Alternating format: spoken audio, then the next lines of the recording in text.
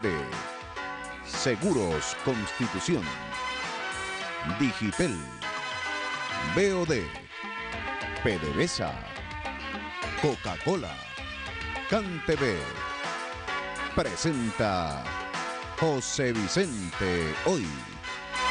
Programa de opinión de producción nacional independiente. Con elementos de lenguaje, salud, sexo y violencia. Apto para todo público.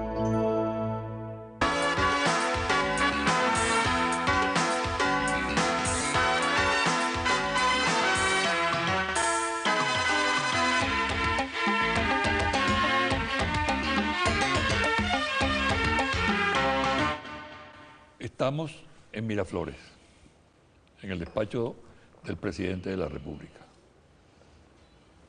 Vamos a conversar. Va a ser un coloquio, presidente. Coloquio. Le doy la bienvenida a mi programa desde Miraflores. ¿Qué número es que hacemos? ¿Cómo? Entrevista número, ¿qué es esta ya? Como 5, 6, creo que más. Infinita. Infinita. Sí. Desde Yare, que fue la Exacto, primera. sí, la primera. Bienvenido tú a tu casa y todo el equipo de José Vicente Hoy y de Televen. Televen, ¿no? Así es. Eso sí es televisión, ¿no? Que decían antes. Así es. Mira, yo tengo un gran respeto por las instituciones, ¿no? Y en el caso de la presidencia de la Tú eres República, una institución. No, pero tú me suplantaste a mí. Entonces, yo no solo es tutearte en público, pero en esta oportunidad te quiero tutear. Que te agradezco mucho. Para hacer Que te agradezco mucho. más coloquial la entrevista, ¿no? Está cumpliendo 12 años tu gobierno. Yo estuve 8 años en ese gobierno. Y se está cumpliendo el próximo martes un mes de tu mensaje a la Asamblea Nacional. Un mes. Yo te voy a preguntar lo siguiente. ¿Qué siente el ser humano Hugo Chávez después de 12 años aquí en Miraflores? ¿Frustración? ¿Satisfacción?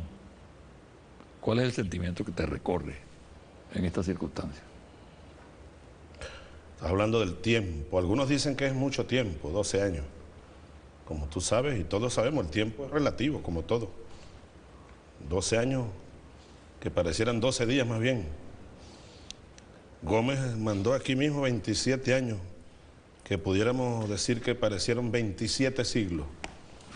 ¿Qué siento yo después de estos 12 años? Yo siento sencillamente, José Vicente, que estoy cumpliendo con mi tarea, con mi esencia, con mi esencia. Esto no es mesianismo. ¿Eh? No es mesianismo. No, con la tarea que este tiempo me impuso, porque yo no estoy aquí por voluntad propia, en verdad. Estoy aquí, bueno, como producto de un huracán que, como decía Bolívar, me arrastró y me trajo. Yo trato de cumplir con mi tarea. Son 12 años duros, intensos, pero que en verdad es poco tiempo. Eso parece un celaje.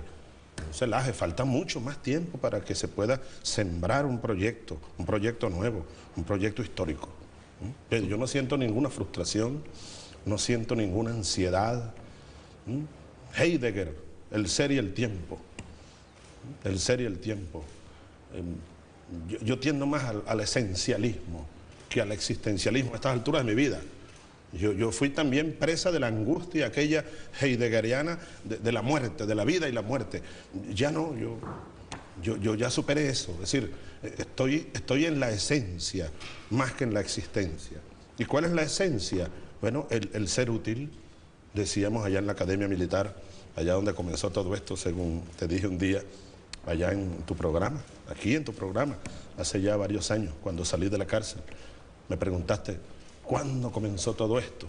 Y te respondí desde el alma, el 8 de agosto de 1971, ya van a ser 40 años. Te pregunto, ¿dónde va a terminar todo esto? ¿Dónde va a terminar? Te pregunté, ¿dónde comenzó? Tú me dijiste.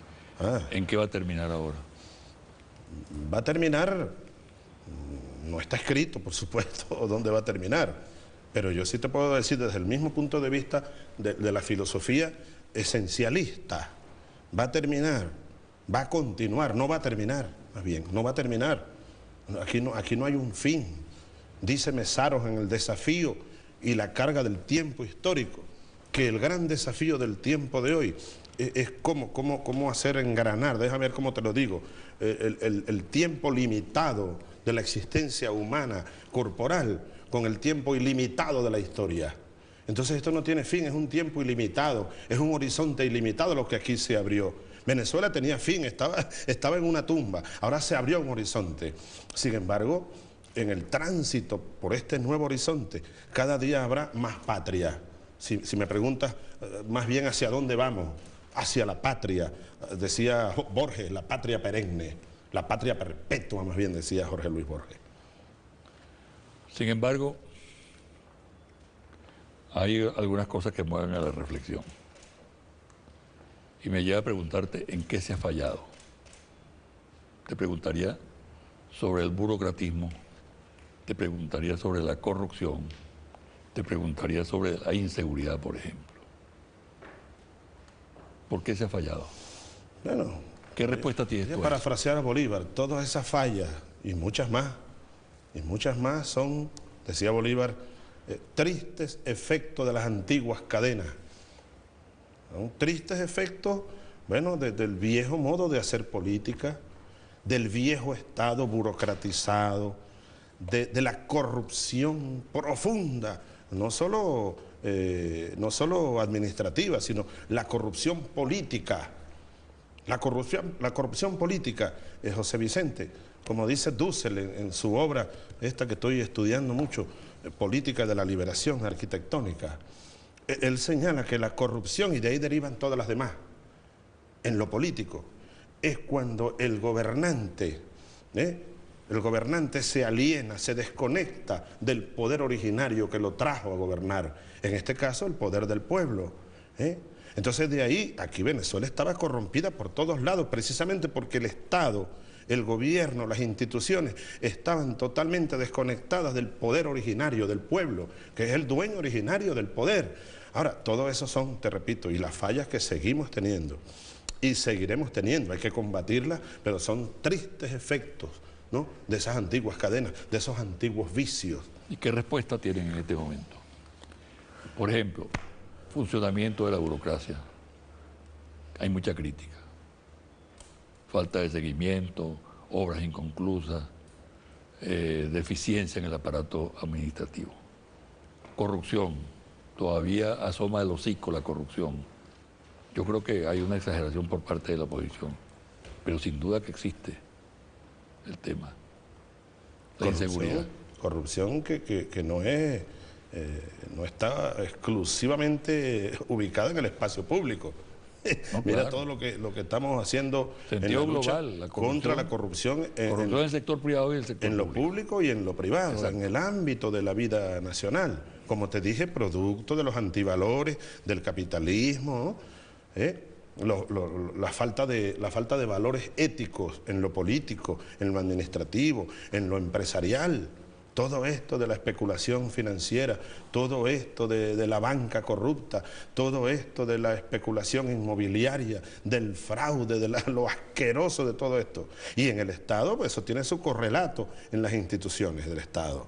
Ahora, yo creo que nosotros allí hemos dado pasos muy importantes en el orden institucional y en el orden político profundo. Cuando, por ejemplo, nosotros, José Vicente, y aquí quiero fijarme en lo esencial de nuevo, cuando nosotros estamos impulsando el poder popular, estamos logrando que el poder popular salga de la abstracción, en la que estaba, de la invisibilidad en la que estaba, y se vaya convirtiendo en instituciones, en un conjunto de instituciones políticas, económicas y sociales. Yo creo que ese es el mejor combate contra el burocratismo, contra la ineficiencia del Estado, contra la corrupción. Darle poder al pueblo. He allí los consejos comunales y sus leyes, son unas instituciones ya. He allí las comunas que se están formando. He allí la Contraloría Social y la ley que se acaba de aprobar. Exacto. Son ejemplos nada más, pero social. Es una configuración estratégica general, mucho más complicada, mucho más trabajosa. Contraloría Social, exacto. ¿Ha empezado a funcionar, crees tú? ¿O es una simple expectativa? No, está funcionando.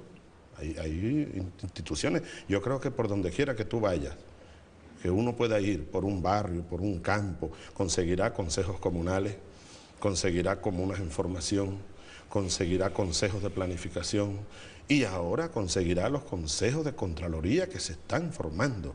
Yo creo que eso se está institucionalizando y es que esto es vital para poder trascender a un nuevo orden político.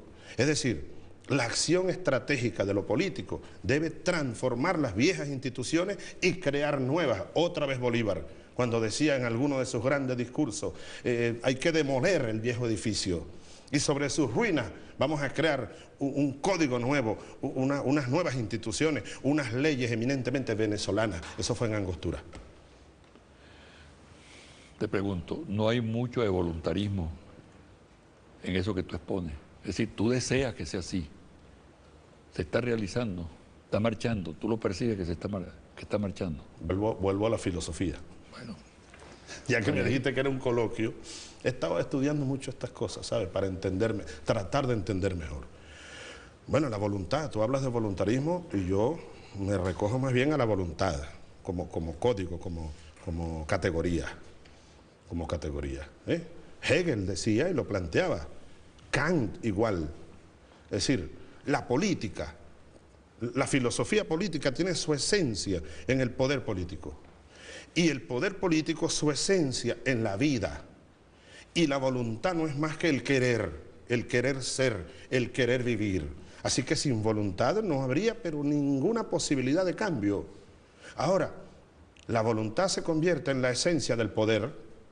Hay gente que dice, y hay un dicho por allí, querer es poder. Yo incluso lo repetía mucho. Querer es poder, pero realmente no es así. Hay mucha gente que quiere y no puede. Poner en marcha el querer vivir es poner en marcha la voluntad de vivir. Pero más allá está el poder verdaderamente. Cuando la gente tiene poder, cuando el pueblo tiene poder, hay que decirlo así, José Vicente, es porque puede poner las condiciones, puede disponer de los recursos necesarios para vivir cada día mejor. De ese punto de vista es necesaria una gran voluntad. Y en este caso no es mía nada más. Una voluntad individual que podría, yo sí creo que hay aquí, está desatada una gran voluntad colectiva. De ahí al voluntarismo, bueno, pudiera confundirse de vez en cuando con el voluntarismo, pero más que todo creo que es una conciencia de un camino necesario para crear un nuevo poder nacional, un nuevo orden político nacional. Eso requiere mucha voluntad. Vamos a hacer una pausa y al regresar hablemos del mensaje del 15 de enero. De la Asamblea. De la Asamblea. Correcto. Claro.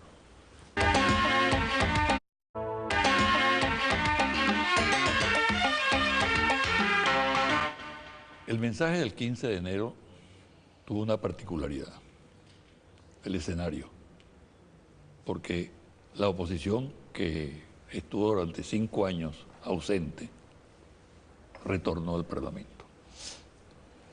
Ahora, ahí se trataron temas muy importantes. Ausente del Parlamento, ¿no? Ausente del Parlamento. Y no totalmente, porque hay un grupito que saltó la talanquera y hizo vida política ahí, ¿no? Sí. Pero bueno, es cierto tu planteamiento, volvieron. ¿no? Volvieron, sí. Bueno, ahí se trataron temas muy importantes en tu mensaje. Yo focalizo principalmente en el tema del petróleo, salud y educación. Y hay otra parte de ese mensaje a la cual me voy a referir más adelante. Petróleo.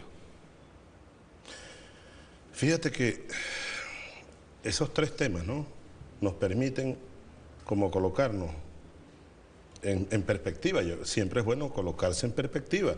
Decía el presidente Obama en Trinidad y Tobago, no vengo a hablar del pasado sino del futuro. Es lo mismo que dicen algunos voceros, casi todos, los de la oposición. No quieren hablar del pasado.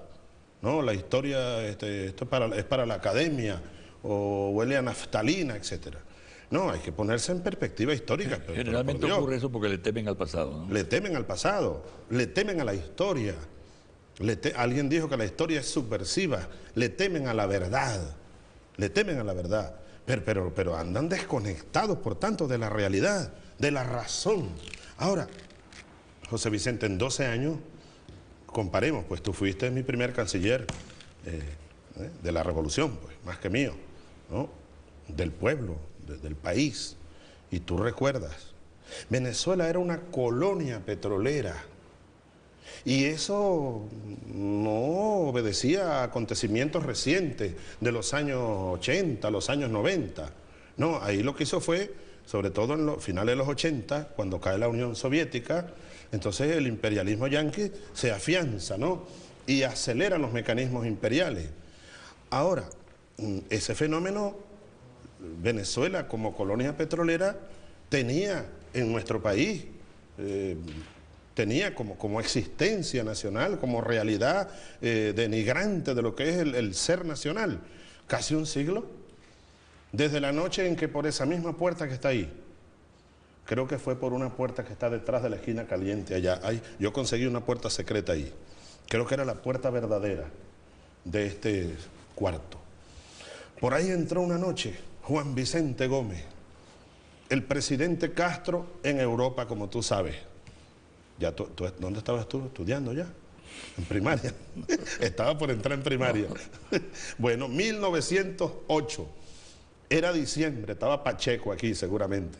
El frío de diciembre, bueno, la Navidad que venía, y viene Gómez cobardemente, pero en alianza con la embajada yanqui, con la cual Castro, Cipriano, había roto relaciones, tú sabes, también con Europa, por defender la dignidad nacional y la revolución restauradora. Entonces Gómez tumba a su compadre, lo apuñalea cobardemente, en ausencia, porque tú sabes que Castro era hombre de batalla y de pelea. Y luego a los pocos días, Gómez recibió en esta calle que está aquí y le hizo honores a un oscuro teniente coronel de los marines que comandó a las tropas que llegaron a La Guaira y a Caracas, y le hizo honores militares. Y a los pocos meses firmó las concesiones petroleras por 50 años y le entregó el país a los yanquis.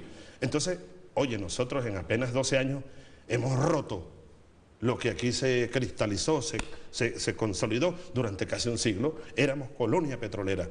Hoy tenemos el petróleo en poder de los venezolanos y para beneficio de los venezolanos. Eso ya valdría, bueno, un reconocimiento gigantesco, no a mí, a la revolución bolivariana. Hemos liberado al país. Somos un país independiente del punto de vista político y del punto de vista del manejo de nuestro recurso primordial, que es el petróleo. Salud.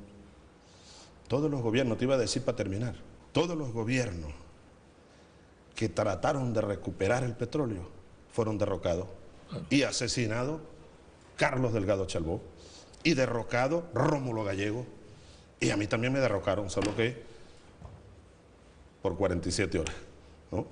Y tú fuiste uno de los que dirigió la reconquista del gobierno junto al pueblo, yo allá en La Horchila, prisionero. La salud. Venezuela estaba en cama, para decirlo en términos de la salud. La salud estaba casi totalmente privatizada. El pueblo estaba lleno de hambre, de miseria, de enfermedades.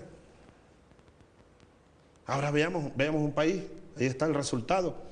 Qué excelente la demostración de la ministra Eugenia Sader explicando ya los detalles del tema de salud, pero yo lo digo globalmente. Venezuela estaba de muerte, hoy Venezuela cabalga. Ahí están los indicadores reconocidos por Naciones Unidas, que aquí, bueno, la oposición política no reconoce, pero por supuesto, porque andan siempre, bueno, sin argumentos, sin razones. Ahí están los indicadores de esperanza de vida. Esperanza de vida, 120 años para José Vicente Rangel. Se ha incrementado 2 años, en apenas 12, la esperanza de vida de los venezolanos. Hemos disminuido la mortalidad infantil de manera notoria, es uno de los países que más lo ha logrado en todo el planeta Tierra. La desnutrición infantil, José Vicente, la mortalidad materno-infantil, aunque tenemos deudas, pero bueno, hemos heredado un país que estaba en coma. Ahora tenemos un sistema nacional público de salud, la cantidad de médicos por habitante. Hace poco yo estaba sacando una cuenta, mira. Si a los millones y millones, que ya van casi por 400 millones de consultas gratuitas en Barrio Adentro. Y exámenes. No, estábamos sacando la cuenta nada más de los exámenes que se han hecho en los CDI, que son desde tomografía hasta electrocardiograma, etcétera, radiografía, asignándole un promedio. Haría falta cerca de 20.000 millones de bolívares, solo que hubiéramos tenido que pagar, el pueblo hubiera tenido que pagar a las clínicas privadas, cerca de 20.000 millones de bolívares, redondeando la cifra, si hubiera tenido que ir a esas clínicas a hacerse esos exámenes, que son totalmente gratuitos. Es decir, hoy Venezuela goza de buena salud. Educación. Ahí es mucho más grande el logro, mucho más brillante, mucho más visible. Habrá que recordar cuando hablamos de educación superior o universitaria, como ahora mejor llamamos. El último gobierno de la Cuarta República estaba planteándolo como política de Estado ya, o quería que se convirtiera en política de Estado. Privatizar la educación superior. Estaba planteado, las universidades, pues. Aun cuando ya, de hecho, casi que lo habían logrado. Los pobres no tenían acceso a la universidad. Cuando llegamos nosotros aquí, José Vicente, 500.000 jóvenes bachilleres andaban deambulando por allí, entre protesta y protesta. Eran aquellos movimientos de los sin cupo. Hoy todos están en la universidad, todos están en la educación universitaria. Se ha más que duplicado desde Yare, que fue la primera. La primera. Bienvenido tú a tu casa y todo el equipo de José Vicente hoy y de Televen. Televen, ¿no? Así es. Eso sí es televisión, ¿no? Que decían antes. Así es. Mira, yo tengo un gran respeto por las instituciones, ¿no? Y en el caso de la presidencia de la Tú eres República, una institución. No, pero tú me suplantaste a mí. Entonces, yo no solo de Hugo Chávez, después de 12 años aquí en Miraflores, frustración, satisfacción, ¿cuál es el sentimiento que te recorre en estas circunstancias? Estás hablando del tiempo. Algunos dicen que es mucho tiempo, 12 años. Como tú sabes y todos sabemos, el tiempo es relativo, como todo. 12 años que parecieran 12 días más bien. Gómez mandó aquí mismo 27 años, que pudiéramos decir que parecieron 27. Seguros Constitución. Digitel. BOD. PDVSA. Coca-Cola. CanTV. Presenta José Vicente Hoy. Programa de opinión de producción nacional independiente. Con elementos de lenguaje, salud, sexo y violencia. Apto para todo público.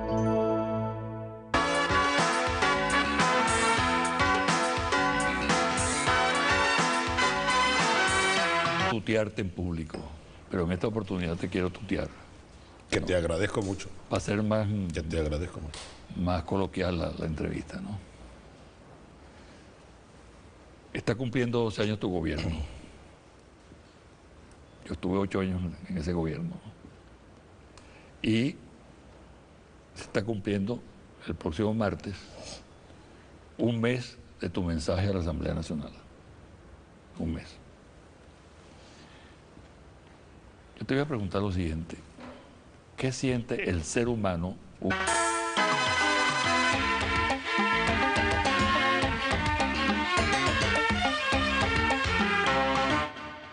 Estamos en Miraflores, en el despacho del presidente de la República. Vamos a conversar. Va a ser un coloquio, presidente. Coloquio. Le doy la bienvenida a mi programa desde Miraflores. ¿Qué número es que hacemos? ¿Cómo? Entrevista número, ¿qué es esta ya? Como 5, 6, creo que más. Infinito. Infinita. Sí.